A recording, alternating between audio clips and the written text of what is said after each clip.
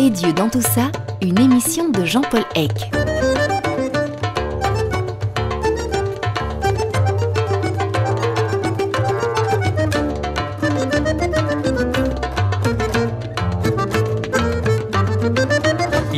On a tout à l'heure posé la question un petit peu finalement, est-ce que la réalité ultime était Dieu? Mais il y a une autre question qui est la corollaire dans le fond, et l'homme dans tout ça. Je veux dire, est-ce que ce n'est qu'un amas de molécules parmi d'autres qui n'a aucun sens? Ou bien au contraire, est-ce que c'est sa présence qui donne du sens à l'univers, Trine Xuantuan? Ou bien, Christian de Duve, est-ce que dans cette distribution un petit peu aléatoire des gènes, est-ce que malgré tout l'homme, dans sa vie, dans le phénomène biologique de sa descendance, est-ce qu'il peut modifier un peu ce qui apparaît comme étant une donne un petit peu... voilà. Alors je commence avec Trinh Xuantuan et l'homme dans tout ça. Moi, je pense que c'est notre présence donne du sens à l'univers. Nous sommes responsables de donner du sens à l'univers. Alors bon, ça c'est peut-être ce qu'on appelle un principe anthropique, c'est-à-dire du grec anthropos qui veut dire homme. Peut-être trop anthropomorphique justement. Je pense que cet argument est valable pour toute intelligence extraterrestre. C'est-à-dire, pour moi, créer toute cette beauté, cette harmonie, ce vaste univers, sans aucun observateur pour apprécier cette beauté, cette harmonie, n'aurait aucun sens. Donc, jusqu'à nouvel ordre, nous sommes la seule forme de conscience que nous connaissons dans l'univers. Donc, c'est la grandeur de l'homme. C'est nous qui donnons du sens à l'univers. Mais mon argument s'applique aussi à toute intelligence extraterrestre, qui est probablement très probable. Parce que, si vous avez 10 planètes autour d'une étoile et qu'il y a 100 milliards d'étoiles par galaxie, 100 milliards de galaxies, vous voyez, le nombre de planètes est très vaste. Et donc, la probabilité qu'il existe probablement d'autres formes de vie dans l'univers est non nulle, moi je dirais. À ce moment-là, votre pari, Trinh Xuantuan, tomberait à l'eau? Il y aurait une autre forme de vie intelligente quelque part dans l'univers? Ça remettrait en question le...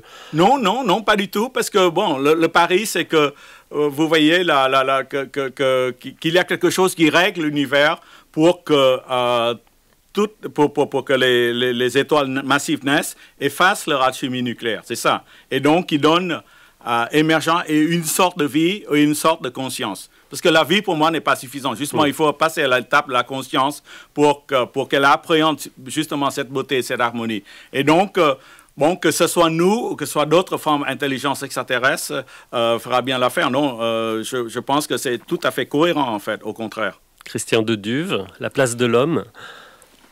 Mais écoutez, il faut bien vous dire qu'il y a 1 million d'années, il n'y avait pas d'hommes. Il y avait des hominés qui avaient un cerveau qui fonctionnait bien, mais qui n'auraient pas pu découvrir la théorie de la relativité ou la sélection naturelle.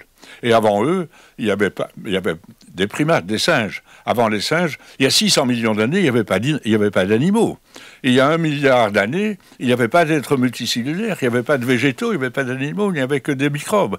Et les microbes sont restés microbes pendant presque 2,5 milliards d'années avant de donner naissance à des êtres multicellulaires. Donc, pendant toute cette longue période de plus de 3,5 milliards d'années où la vie a existé, il n'y avait pas d'observateurs, il n'y avait pas d'hommes pour le voir. Ils sont arrivés juste à la dernière seconde dans cette histoire. Ça veut dire que l'univers n'avait pas de sens? Le monde n'avait pas de sens? Mais je ne sais pas, je n'ose pas dire que l'univers a un sens. Je crois que ce qui est pour moi significatif, c'est le fait qu'il existe une réalité capable de donner naissance à la vie, et par l'intermédiaire de la vie, de donner naissance à des êtres doués d'intelligence, doués de sensibilité, doués des qualités requises, pour la première fois dans cette très très longue histoire de près de 14 milliards d'années, aboutit à la compréhension, à un début de compréhension de l'univers.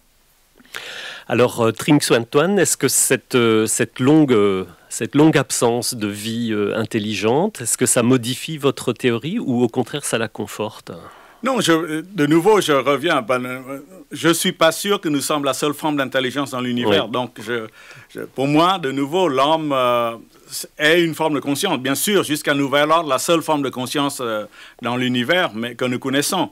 Mais, vous savez, la Terre n'est née il n'y a que 4,5 milliards d'années. Et la première cellule vivante, seulement 3,8 milliards d'années. Et la première conscience, probablement... Moi, je date ça peut-être de période de Lascaux. Vous voyez, l'homme, quand je parle de l'homme conscient, l'homme qui est conscient d'une transcendance, qui dépasse donc le besoin de survivre, la survie seulement, du jour manger, etc. Et donc, vous voyez, de 20 000 à 30 ans. Donc, c'est comme M. Deduve dit, hein, c'est vraiment la dernière seconde de l'année. Mais non, donc s'il y a d'autres intelligences terrestres, extraterrestres, ça fera l'affaire aussi. Ils seront les observateurs.